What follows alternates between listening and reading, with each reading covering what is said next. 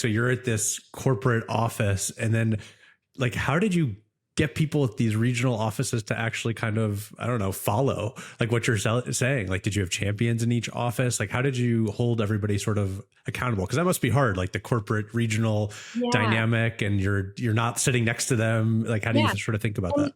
and who am I to tell these like sales managers that have been running their markets for years and years and years, like decades, how to do their job in a different way? And so like it was just selling internally. It was basically what I was tasked to do. And so it's going in, hearing their pains, doing discovery, and then being like, well, hey, do you realize that you can do it this way? And this would actually make it easier for you and faster and more efficient and more effective. And so it was just listening and then showing them, hey, this can actually be done in an easier way. It's not as complicated as you might be perceiving that it is. And so that's really what I do is relationship building and going in and listening and training. I love that framework of like sales enablement as somewhat just like internal selling and convincing and showing the value and understanding the pain points and selling it back to them. It's a really good way to put it. Yeah. Oh my God. I usually say enablement is like a business inside a business because you're doing the sales part, right? You're listening, you're doing discovery, you're scoping, but then you're also having to be the product. You're building the solution with the customer. You're like co-designing with your sales leaders. And then you're kind of the marketer at the end because you got to like market it back, you got to sell it back and then track the adoption of what you've built.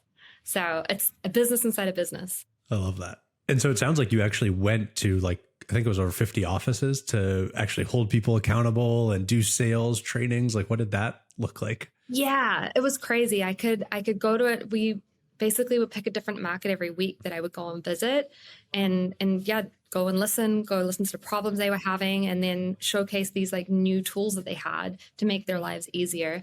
And over time I would meet different people in those offices that would become my champions. And so I got to create like a new like group of a role called the regional sales operations leads. So over time, as more changes came out, I had a person in each market that I could just give kind of like a rollout kit to that could then go and deliver that message and that training to the field. Gotcha. It's really cool to hear this because every company I've worked at has been way smaller than iHeartMedia. And so it's interesting to hear kind of like the different levels of sales enablement as opposed to just one person, one office kind of running all of it. You had to like work through different people within the organization. It's just interesting to kind of hear that. Yeah. Yeah. And it's a lot of the same for a longer amount of time. You don't make as many changes as fast as you would in SaaS because, those changes, like it takes a lot longer at scale. So it's a lot of just like repeat until you've built that habit and that muscle across the entire org. Again, like enablement is internally selling. Like if I know that someone's a detractor or a blocker and like I'm not going to be able to get them to adopt something, I go find my champion. I go find that tiger team and I will prove to them with data that this way is the better way.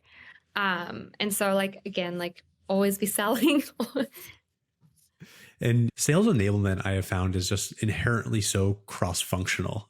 You're working with so many different people within the sales org, but then kind of across like the company.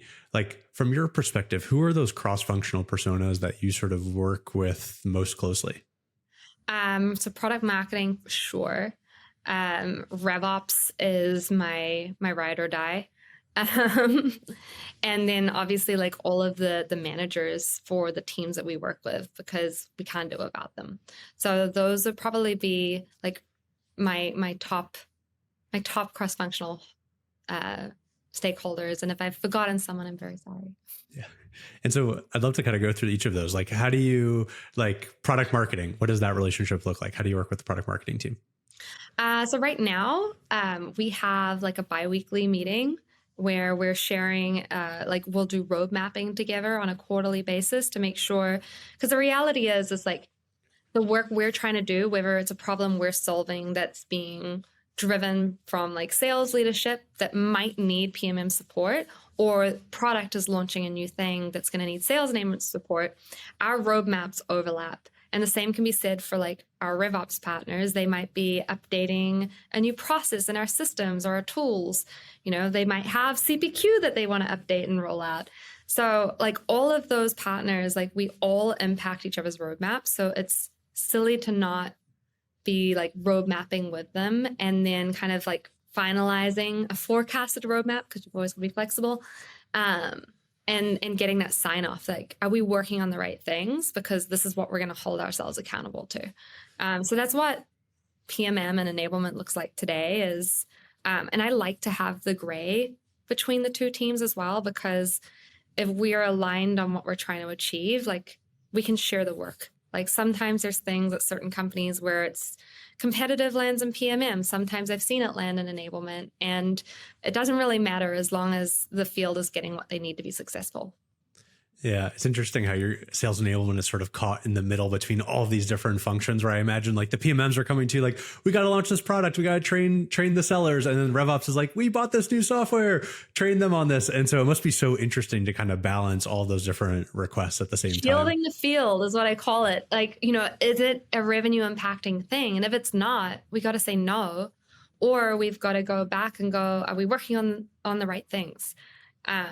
Because theoretically, if we're all trying to drive revenue, we should be somewhat aligned. So it's a lot.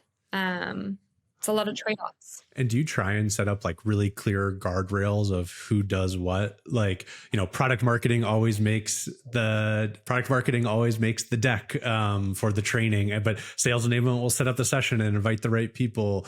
Like, do you try and define those roles and responsibilities very tightly, or do you try and keep it more loose and open-ended depending on the situation?